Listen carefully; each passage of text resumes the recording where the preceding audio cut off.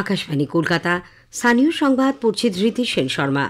বিশেষ খবর হল, নদিয়ার কালীগঞ্জ বিধানসভা কেন্দ্রের উপনির্বাচনের জন্য মনোনয়নপত্র জমা দেওয়ার সময়সীমা আজ শেষ হয়েছে। আগামীকাল জমা পড়া মনোনয়নপত্র পরীক্ষা করে দেখা হবে। মুর্শিদাবাদ জেলায় ফারাক্কা নতুন মহকুমা হিসেবে আত্মপ্রকাশ করতে চলেছে। সরকারের বিভিন্ন দপ্তরে ৩৩৬টি নতুন পদ তৈরি ও শূন্য পদ পূরণে মন্ত্রিসভার অনুমোদন।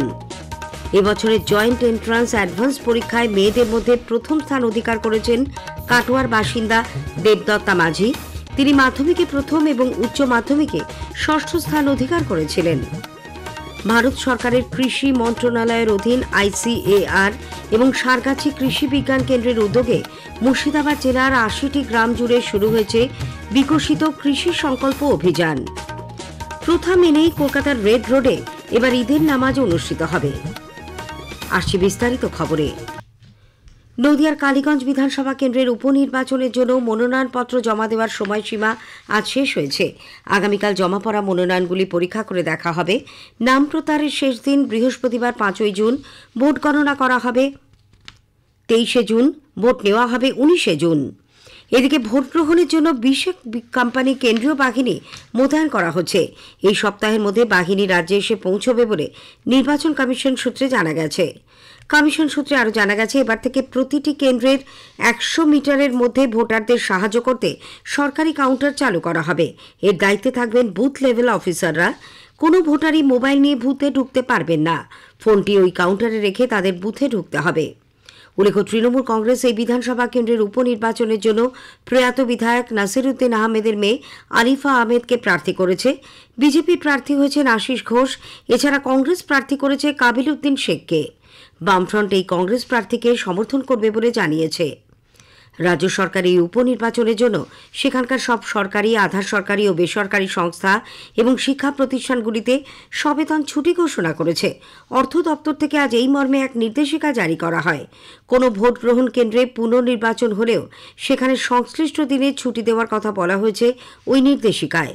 এছাড়া যেসব শিক্ষা প্রতিষ্ঠান বা সরকারি কার্যালয়ে সেক্টর অফিস, ভোট গ্রহণ কেন্দ্র বা DCRC করা হবে, সেখানে ভোটের আগের দিন অর্থাৎ 18ই জুনেও ছুটি ঘোষণা করা হয়েছে ওই নির্দেশিকায়। কালীগঞ্জ বিধানসভার উপনির্বাচনে ভোট কর্মীদের জন্য দুদিনের প্রশিক্ষণ কর্মসূচি গতকাল শেষ হয়েছে। নদিয়ার কৃষ্ণনগরে আয়োজিত ওই কর্মসূচিতে উপস্থিত ছিলেন নির্বাচন কমিশনের 2 আধিকারিক BC পাত্র ও রাহুল ফুকন। ছিলেন রাজ্যের উপমুখ্য নির্বাচনী আধিকারিক সুমন্ত রায়ও। এই প্রথম দিল্লি নির্বাচন কমিশন এবং রাজ্যের মুখ্য নির্বাচনী আধিকারিকের দপ্তরে সিনিয়র আধিকারিকরা যৌথভাবে ভোট গ্রহণ কর্মীদের ব্যবহারিক প্রশিক্ষণ কর্মসূচিতে যোগ দেন। দুদিনের প্রশিক্ষণ কর্মসূচির প্রথম দিনে 909 জন এবং দ্বিতীয় দিনে 920 জন ভোটকর্মী উপস্থিত ছিলেন। মুর্শিদাবাদ জেলার ফারাক্কা নতুন মহকুমা হিসেবে আত্মপ্রকাশ করতে চলেছে। মুখ্যমন্ত্রী মমতা ব্যানার্জির পৌরোহিত্যে নবান্নে আজ রাজ্য মন্ত্রিসভার বৈঠকে এই সিদ্ধান্ত গৃহীত হয়। ফারাক্কা, শামশেরগঞ্জ, সুতি 1 ও 2 নম্বর ব্লককে নিয়ে গঠিত হচ্ছে নতুন মহকুমা। উল্লেখ্য, আগে এই 4টি ব্লক জঙ্গিপুর মহকুমার অন্তর্ভুক্ত ছিল।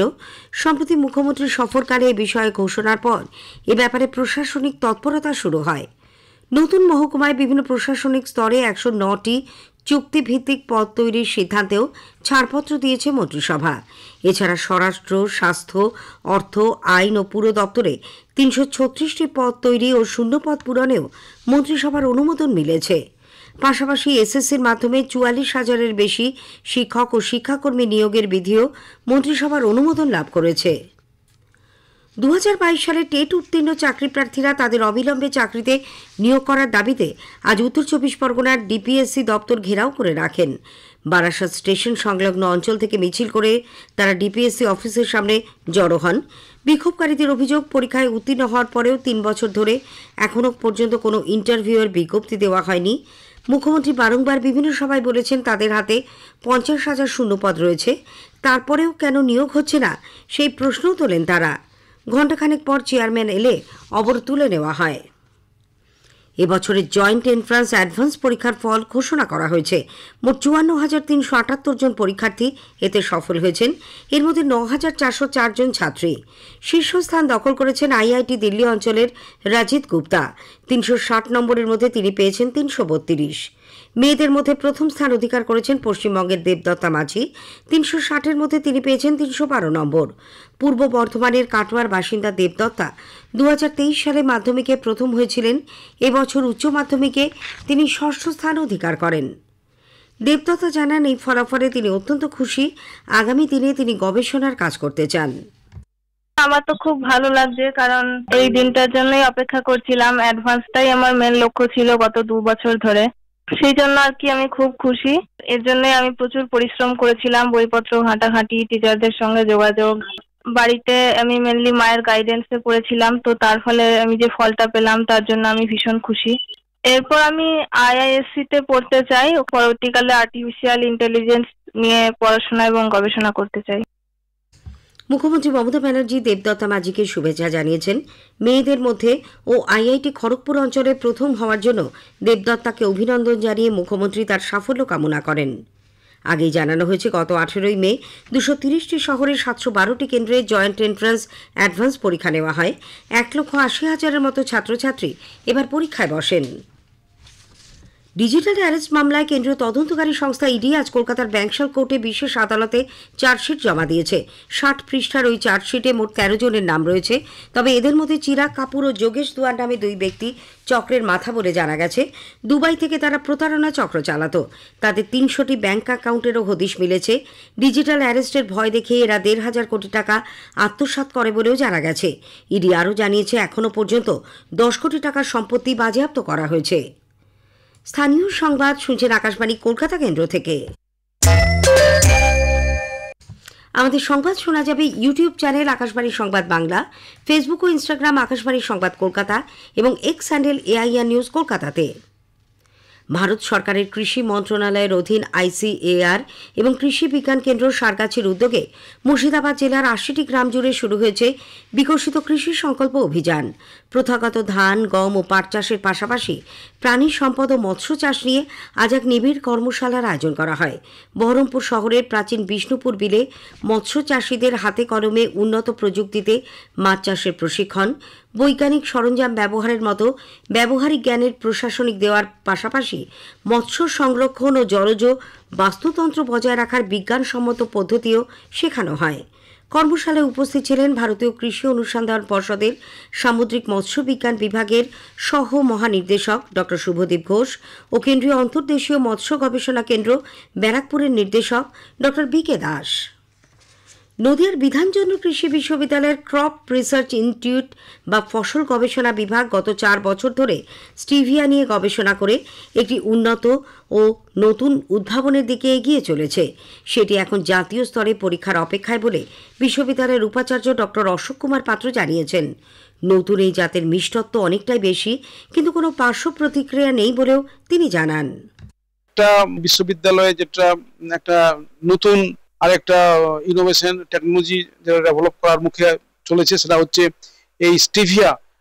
আমরা সবাই জানি স্টিভিয়াটা মানে সুগার ফ্রি কাজ করে এবং বিশেষ করে ডায়াবেটিক্স রোগীদের জন্য এটা খুবই ভালো।